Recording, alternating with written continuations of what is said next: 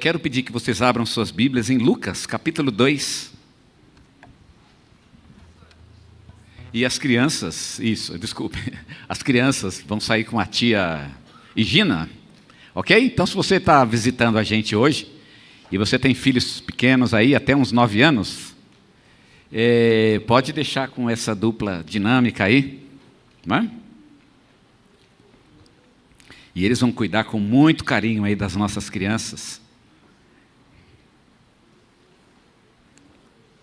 Essas nossas crianças abençoadas.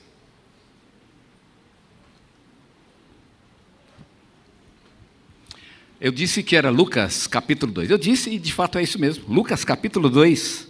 A gente vai ler 3 versículos. Primeiro o versículo 40.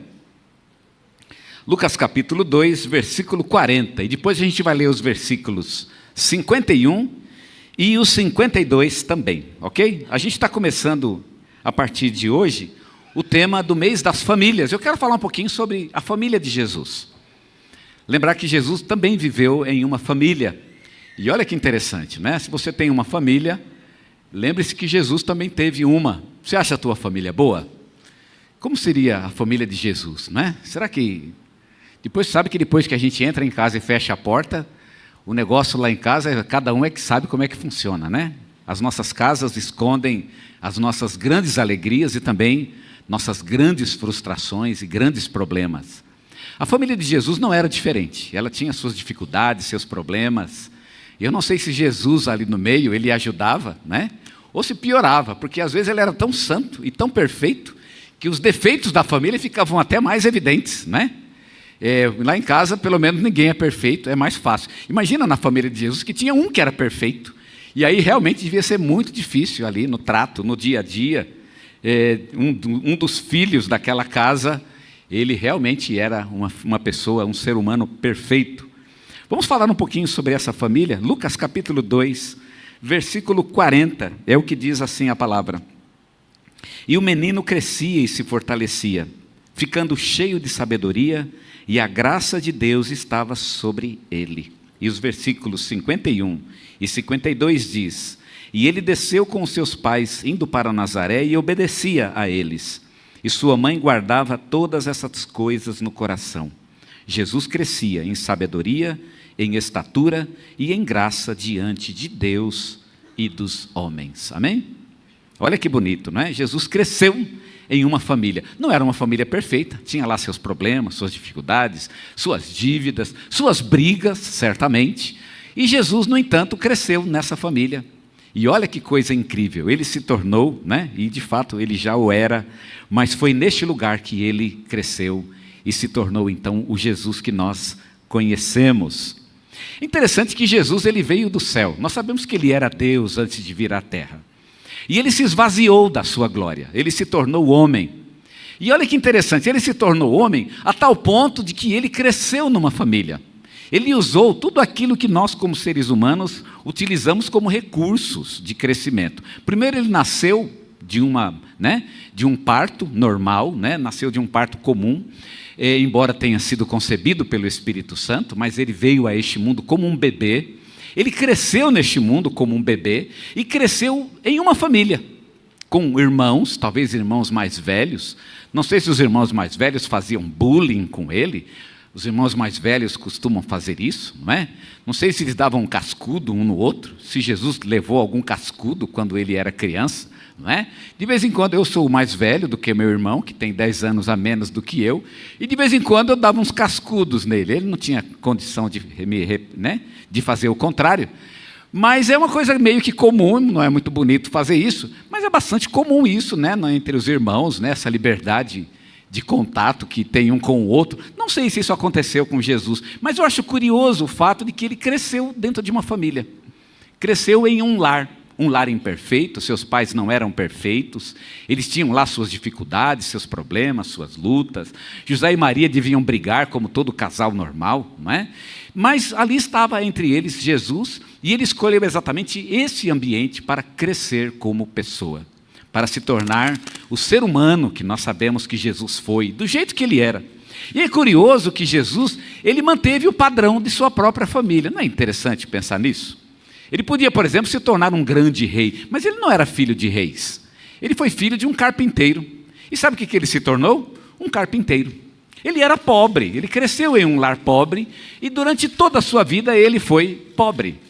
Eu acho bastante curioso e é sintomático. Jesus ele mostra para nós, através deste exemplo, que ele é como nós. Ele passou por todas as experiências que nós passamos e viveu uma vida que é um modelo para todos nós. Nas mesmas coisas que nós vivemos e sofremos, as mesmas coisas pelas quais nós passamos, ele também passou. Ele se despiu da sua glória, ele se despiu da sua majestade, do seu conhecimento, da sua onisciência, porque ele era onisciente. Ele se despiu disso tudo e cresceu do zero. Olha que coisa linda. Ele começou do zero. Logicamente que Jesus teve um crescimento, vamos dizer, né? Foi turbinado no caso dele, porque ele cresceu muito rapidamente, né? Ele desenvolveu e desabrochou muito rapidamente, até porque ele era diferente de nós em muitos sentidos. Ele também era Deus. Então ele, quando tinha 30 anos, ele já excedia a todos, né? Todas as pessoas que vocês imaginem. Ele já era o melhor homem, ou o maior homem que pisava então na terra naquele tempo, e de fato, o maior homem que já pisou na terra em todos os tempos. Mas ele começou do zero, que nem a gente, foi aprendendo. Talvez Jesus não sabia nem ler quando nasceu e foi crescendo, foi aprendendo a ler. Ele tinha uma inteligência extraordinária, e isso ajudou um bocado, né? Mas ainda assim, ele era genial. Ele não era genial, ele era o próprio Deus, mas era Deus aprendendo. Jesus cresceu em uma família. Por que Jesus cresceu em uma família? Ele está dando para nós, para cada um de nós, um exemplo de que a família supre nossas necessidades. Nós temos necessidades que muitas coisas podem preencher, e a família é uma das principais maneiras como Deus preenche nossas necessidades. E é na família que essas necessidades, portanto, são satisfeitas. E Jesus viveu essa experiência em sua própria família. Ele tinha necessidades que só a família dele poderia preencher. E olha que coisa linda, ele se submeteu a isso e essas necessidades foram preenchidas. A primeira necessidade de Jesus era a necessidade física. Ele precisava crescer fisicamente, como todos nós precisamos. A gente nasce criança e a gente precisa se desenvolver fisicamente, crescer mesmo, todos precisamos. E para isso a gente tem que se alimentar bem. Jesus se alimentou bem. Deus deu para Jesus uma casa onde ele podia comer bem. Talvez ele não comesse como um rei. Talvez ele não comesse aquelas comidas requintadas, né? Aqueles pratos incríveis e maravilhosos que a gente come por aí nos restaurantes, ou até nas belas mansões. Mas ele tinha o básico para sobreviver. Ele tinha a comida básica. E Jesus assim pôde comer e se alimentar daquilo que era importante para ele, para se tornar um homem forte, saudável. Não ia ser fácil, mas ele iria se tornar um homem forte e saudável. Observem, por exemplo, que Jesus, quando Jesus foi crucificado, vejam que ele aguentou muita pancada. Jesus sofreu muito. E ele resistiu, e ele tinha um corpo físico forte. Ele se alimentou bem e se preparou fisicamente para a missão que ele deveria cumprir neste mundo. O texto nos diz, no versículo 52, que Jesus crescia. Jesus crescia. É interessante a ideia de que ele crescia. Crescia fisicamente, inclusive. O verso 40 disse: o menino crescia e se fortalecia. É para isso que serve o lar. Se não fosse um lar, já pensou como é que você iria comer bem? O lar, portanto, provê para nós uma grande necessidade. A necessidade de que temos um lugar onde podemos crescer fisicamente, onde podemos nos tornar homens e mulheres saudáveis. Os nossos pais, eles fizeram um grande benefício para nós quando nos obrigaram a comer coisas que nós não queríamos comer. E olha que bênção, eles nos obrigaram porque eles sabiam que aquilo era bom para nós. Eu, por exemplo, quando era criança, não gostava de beterraba. A minha mãe adorava beterraba, e ela adorava dar beterraba para a gente. E ela ficava mais enchendo a paciência, e ela enchia tanto a nossa paciência. Eu nunca me esqueço um dia, ela encheu tanto a minha paciência, Porque eu estava comendo e ela na minha orelha, mas tem que comer, tem que comer. Eu fiquei tão nervoso, mas tão nervoso, que eu peguei um monte de beterraba e joguei tudo no prato e comecei a comer. Mas eu comia de nervoso. E sabe o que ela falou para mim? Agora eu gostei, que bonito, né? Eu achava que eu estava sendo rebelde, mas na verdade não tinha problema. Seja rebelde comendo beterraba, mas coma a beterraba, não é? Irmãos, é isso que o lar faz por nós. O lar, ele coloca para a gente aquilo que é importante para o nosso crescimento, inclusive fisicamente. Crianças que passam fome, elas vão ter problemas para o resto da vida. Na África, por exemplo, ou em muitos países, até mesmo no Brasil, onde é constatado que as crianças passam fome, elas têm sérios problemas de desenvolvimento, problemas cognitivos. Há muitos problemas que são gerados nas crianças pelo fato delas terem passado fome. Deus deu a Jesus um lar onde ele podia se desenvolver fisicamente e se tornar um homem saudável. O lar nos ajuda a nos desenvolvermos mentalmente. Foi o que Deus providenciou para Jesus. O versículo 14 diz, o versículo 40 diz: o menino crescia e fortalecia, ficando cheio de sabedoria. Cheio de sabedoria. Aqui não tanto o conhecimento, e nem é isso o mais importante que o lar dá para a gente. Não é tanto o conteúdo da sabedoria, mas muito mais a capacidade de compreender o mundo. O lar nos ajuda a compreender o mundo. Deus deu para Jesus um lar onde ele podia aprender a compreender o mundo. A compreender, olhar para o mundo e entender o que está vendo. Porque muita gente que cresce em um lar disfuncional, ele olha para o mundo e não entende o que ele está vendo. Ele simplesmente não tem condições de tomar decisões simples e básicas na vida, simplesmente porque não teve no lar um aprendizado mental.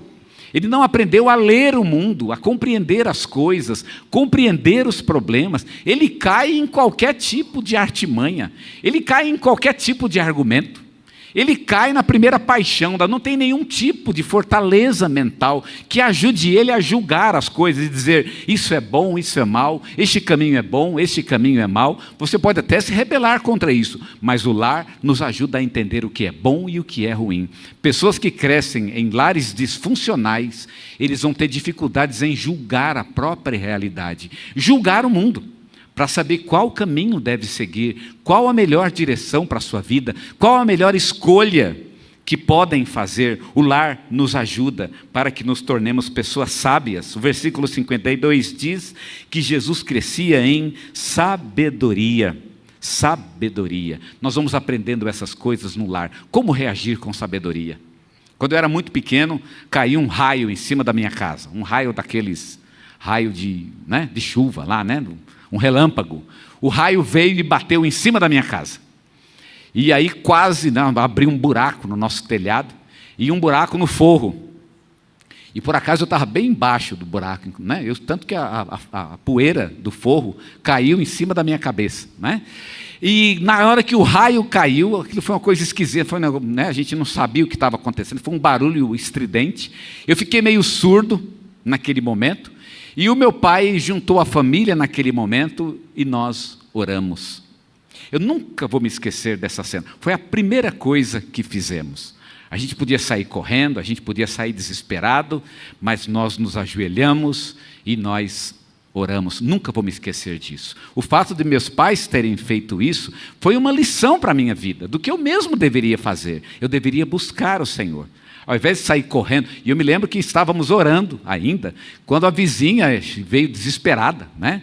Batendo na nossa porta, porque ela não sabia o que tinha acontecido, e foi uma coisa muito horrorosa, e ela bateu desesperada em nossa porta, querendo saber alguma coisa, e estava chorando, e ela queria uma ajuda e um auxílio, e a minha família estava ajoelhada na sala, e nós estávamos orando.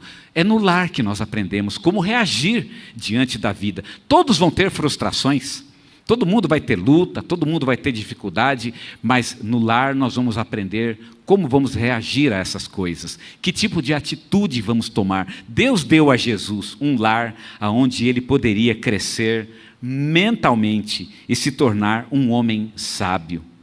O lar também nos ajuda a crescer socialmente, e isso aconteceu com Jesus.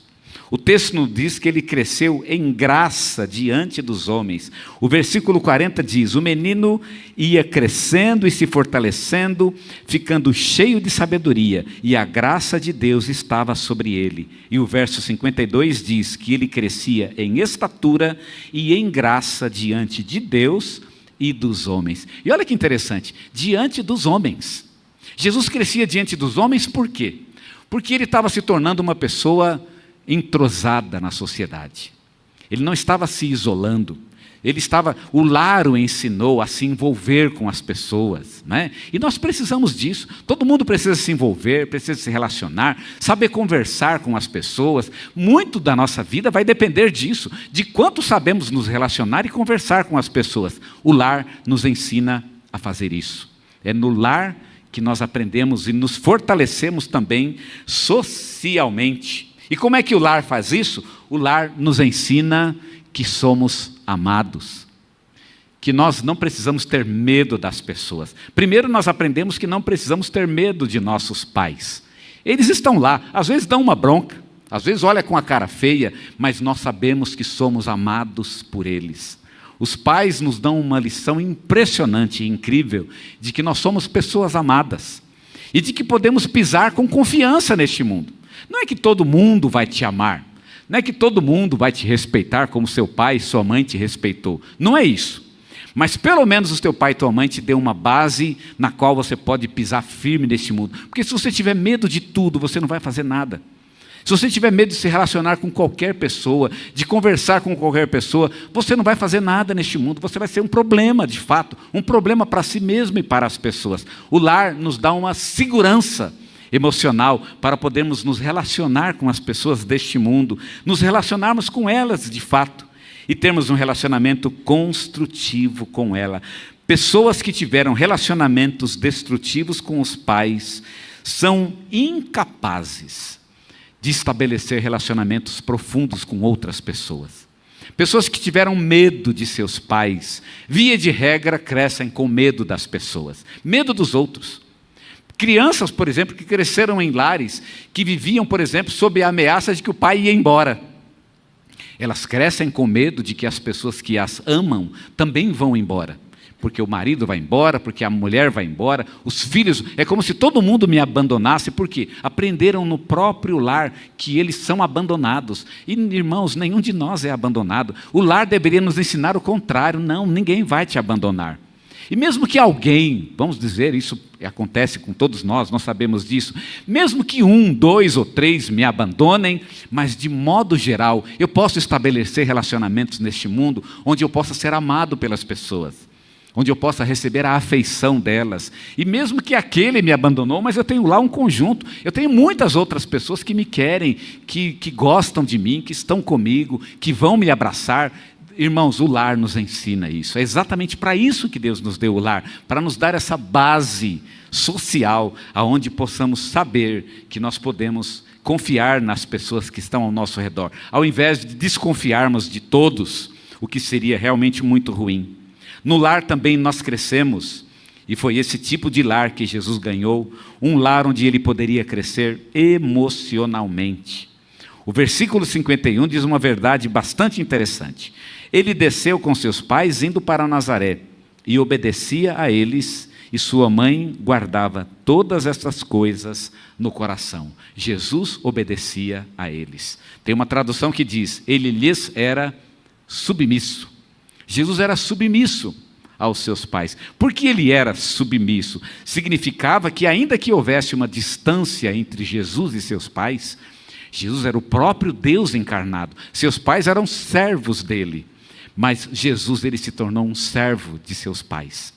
E de fato, Jesus se tornar um servo de seus pais foi quase uma profecia nesse sentido. Ele era submisso aos pais e serviu os seus pais, porque ele faria isso um dia por toda a humanidade, servindo a toda a humanidade. O servo por excelência, o servo do Senhor, como o próprio Senhor Jesus é chamado na palavra. Ele começou servindo os pais.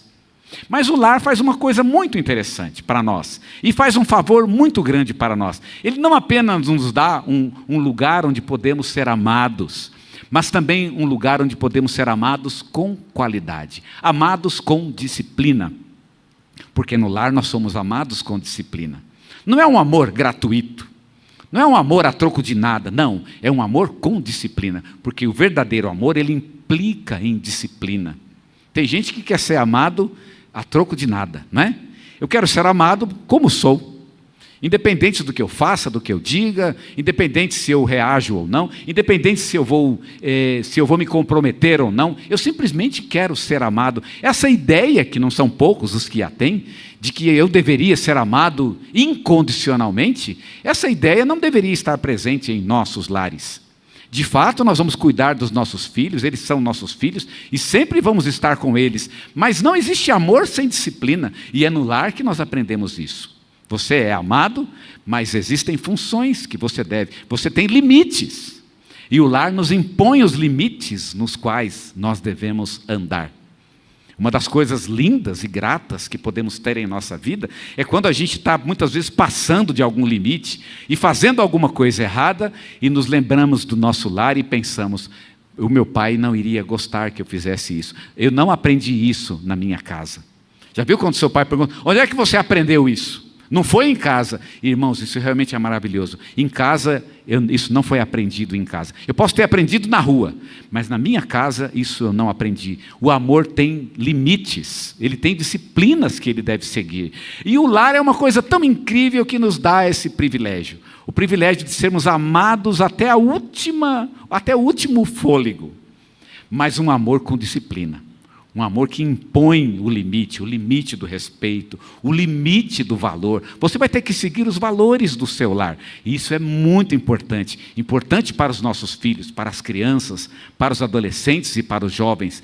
Que eles tenham muita consciência dos limites pelos quais eles devem viver. Porque um dia eles vão encarar esses limites. Vão enfrentar o mundo lá fora e eles vão estar diante desses limites. E o que eles vão fazer? Eles vão se lembrar do que aprenderam em casa. Como é que era lá em casa? Não, lá em casa eu aprendi desse jeito, foi assim que meu pai me ensinou, e é isso que eu deveria fazer.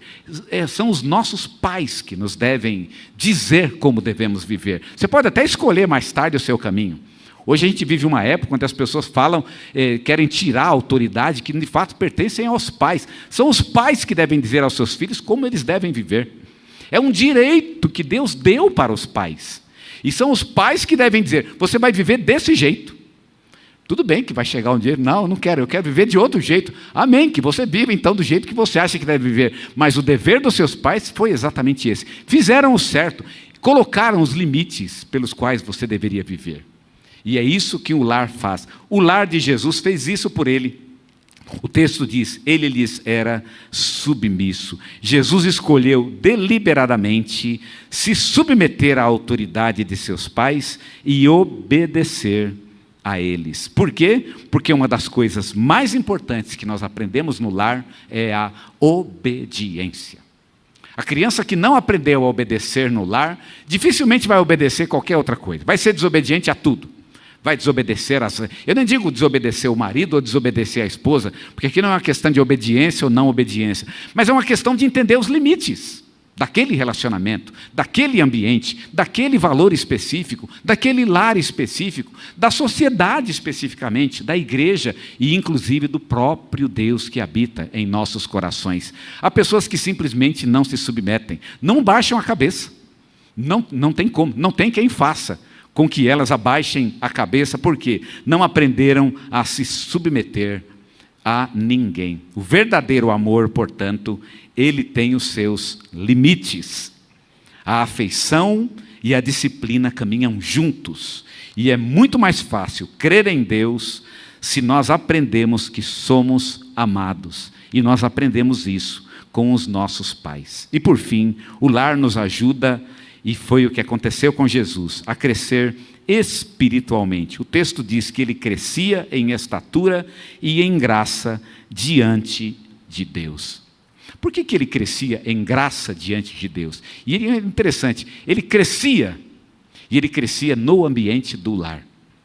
Isso dá para a gente uma lição muito interessante, eu achei isso uma coisa quase inacreditável, incrível demais para eu compreender. Jesus aprendeu a amar a Deus no seu lar. Já parou para pensar no que significa isso? Gente, ele era o próprio Deus. Ele era o próprio Deus encarnado. E sabe onde ele aprendeu a amar a Deus? As primeiras coisas que ele aprendeu sobre Deus foram aquelas que ele aprendeu no seu próprio lar. Talvez a primeira vez que o Deus encarnado ouviu a palavra Deus, essa palavra saía da boca dos seus pais. Não é incrível pensar nisso? Ele que era o próprio Deus, a primeira vez que ele ouviu falar que existia um Deus, talvez ainda um bebê de colo, quem dizia essas palavras e os lábios de onde elas vinham eram os lábios de seus pais. Por quê? Porque o dever dos pais é ensinar a seus filhos sobre Deus. Ensinar a seus filhos a respeito da graça de Deus. Esse é o dever inalienável dos pais. Preparar o caminho das crianças para que elas encontrem a Deus. De fato, esse é a mais importante função do lar. Preparar o coração dos filhos para que eles encontrem a Deus. Podemos dizer que a coisa mais importante e o principal alvo de uma família é preparar a criança para o novo nascimento. Não existe nada mais importante do que isso. Eu sei que você quer dar uma boa educação para o seu filho, eu sei que todo mundo aqui quer dar boas roupas, bons brinquedos, e tudo isso é muito bom e tem o seu lugar.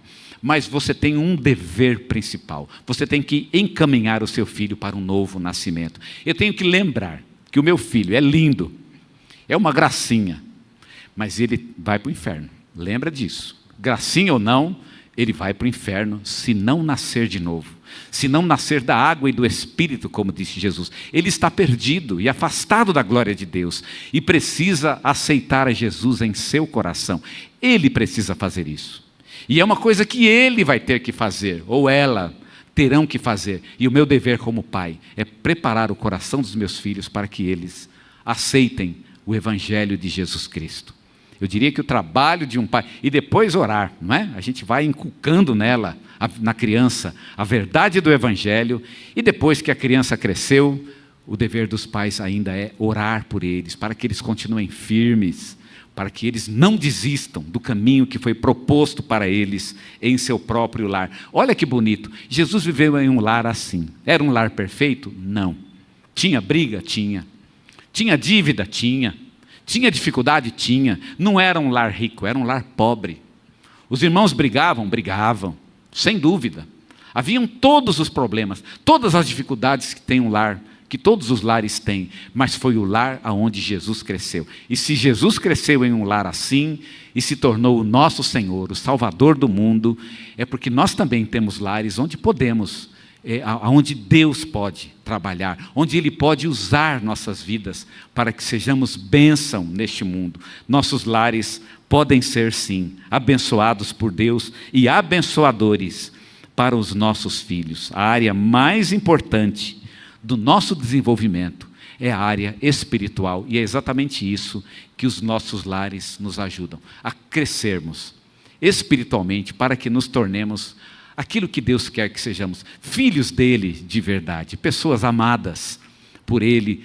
Os nossos lares nos preparam para isso, para que sejamos filhos dele. Olha que lar bonito Jesus teve, não é verdade? A gente às vezes olha para Maria, provavelmente José deve ter morrido, José desaparece da história. Os irmãos sabem que quando Jesus morreu, isso apenas 30 anos depois dessa história, até menos inclusive, essa história ela tinha aqui, Jesus tinha 12 anos, quando aconteceu o que acabamos de ler, e portanto cerca aí de 18 anos depois, 18 anos, José não está mais na história. Só temos a presença de Maria, e José não aparece mais. Por que José não aparece mais? A história não conta. Nós não sabemos, embora haja muito falatório dos primeiros séculos a respeito do que pode ter acontecido. Nenhum falatório diz que José divorciou de Maria. Não digo que seria uma coisa totalmente impossível, não é? Mas isso não há esse registro. O que a tradição nos diz é que José teria falecido. O que não é muito difícil de imaginar, porque a expectativa de vida na época de Jesus era muito pequena. Uma pessoa, e para vocês terem uma ideia, quando eu digo muito pequena, era assim na faixa de uns 30, 35 anos no máximo. Era a expectativa de vida daquele tempo. Então as pessoas morriam mesmo muito cedo, e isso era bastante comum. Então é muito provavelmente que José tenha morrido. E se José morreu, você pode imaginar que esse não é um lar perfeito. Um lar onde uma pessoa morre tão cedo, não é mesmo um lar perfeito. Teve suas dificuldades, teve suas lutas. lutas que talvez tenham levado o próprio José a morrer um pouco mais cedo do que poderia. Não era um lar perfeito, mas foi o lar onde Jesus cresceu. E Deus abençoou este lar, com toda luta, toda dificuldade, com toda imperfeição. Foi usado por Deus para a mais nobre de todas as missões: criar o Salvador deste mundo. O teu lar tem solução, tem, acredite em Deus. Não precisa ser perfeito, mas ele tem solução. Deus tem graça, tem bênção, para que seus filhos e você mesmo continuem crescendo em sabedoria, em estatura e em graça diante de Deus e diante dos homens. Amém?